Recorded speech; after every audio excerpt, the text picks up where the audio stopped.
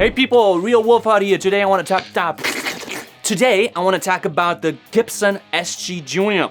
So this guitar right here, it's a beautiful beast. I've had this guitar since 2020. This is not an expensive Gibson, you know.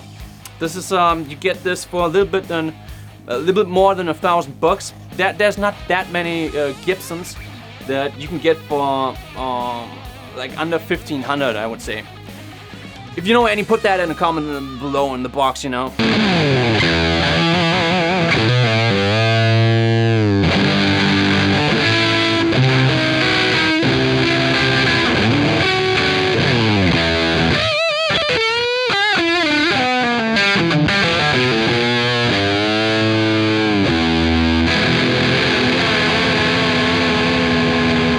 This is kind of like the simplest guitar that you can imagine. Basically, it's just a piece of mahogany. The neck is also mahogany. Don't know what the fuck the neck is. I think it's rosewood. And it's only got one pickup. It's only got one volume for that one pickup. It's only got one tone for that one pickup. Of course, it's only got one hole for that output. And 22 frets. Just a fucking beast of a rock and roll guitar. With a guitar like this, you gotta know what you want. Like, this is not a guitar if you're into Steve Vai, if you want to sound like John Petrucci, and if you want to play a show where you can like split your fucking pickup and all of a sudden have like a single coil sound and then the next second have like a humbucking sound. No, you're wrong. You're at the wrong gig with this guitar. With this one, you're gonna sound like you're gonna sound, and the only difference you can make is with your hands, the way you play, the way you hit the strings, and these little controls you have here. But you can do a lot with them. Like only working with this one volume right here can get you from high gain, sort of high gain, to clean. At least what I consider clean. Same thing goes for the tone control. You can get this kind of woman tone.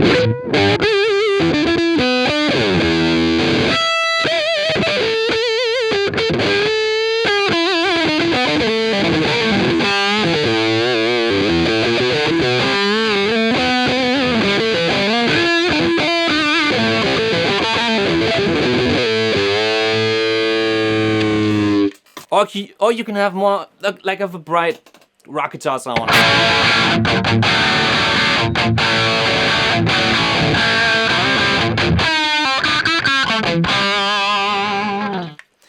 Yeah, man, this is a simple guitar. It's like the opposite of a John Petrucci signature PRS, where you might have like a Floyd Rose. No, you only have a wraparound bridge. Like that's the next thing. You can't even adjust the intonation. That's just the way it is.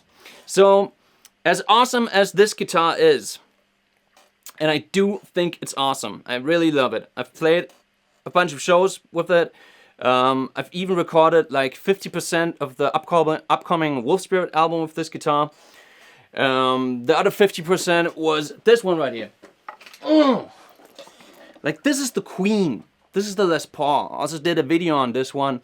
This is my Les Paul. It's a custom shop, and this is definitely my number one. But I also love the SG because this is just rock and roll. This is just rock and roll. There's two things I would advise you to do when you get a guitar like this one. Is you might want to replace the bridge, and I got me the Nashville Music City bridge. Tom Bukovac was talking about that bridge, and he uses them, I think, on his vintage Juniors. This is not a vintage one, obviously. Yeah, you can get this for $1,200 or something, 1,300 euro, or the other way around.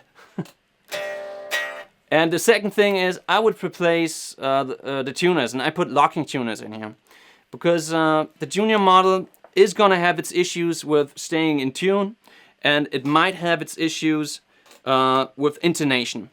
And the intonation problem is pretty much fixed, like...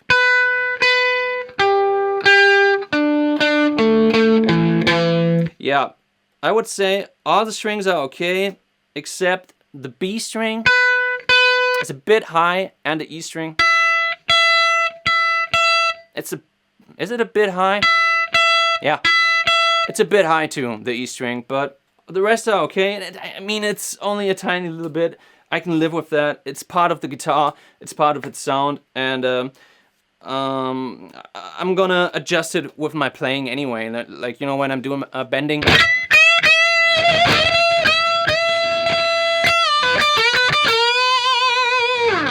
You know, I'm gonna bend to the note that I want anyway, so there's no problem for me.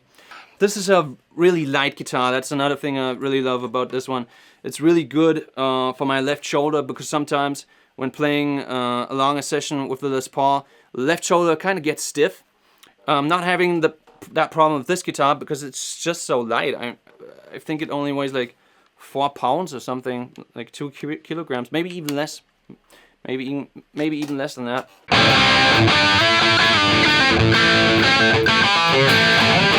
So yeah, is it worth getting a guitar like this? Yeah, if you know what you want, if you're into that rock and roll feel, if you're not looking for a guitar where you can do a ton of adjustments and like have 20 different sounds in one guitar, if you know what you want, and if you're happy with getting different tones just from volume and tone control and the way you pick and the way you play, then this is an awesome guitar, because it's not going to be that expensive, and it's kind of liberating to just have this one pickup, a wraparound bridge.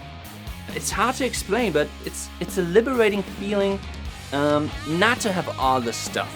This is something that Jared James Nichols talks about, and that he used to do much more extreme than I think he's doing now. I think now he has a pedal board, he has 2 different amps, but look back like 2 or 3 years ago, or even before that, he literally only had a guitar going straight into the amp, maybe a tuner, I don't even know about that. And I can totally relate to that, because I used to do it the same way. Like 15 years ago, that was exactly the thing I was doing, and yeah, it's a liberating feeling to play that way, and that's something this guitar is gonna give you. That's the feeling of this guitar, definitely. Leave a comment in the box below. I like this video. What do you think of this guitar? I think it's worth it if you know what you want, as I said. Give me a thumbs up, give me a subscribe, and see you next time. Thanks for watching.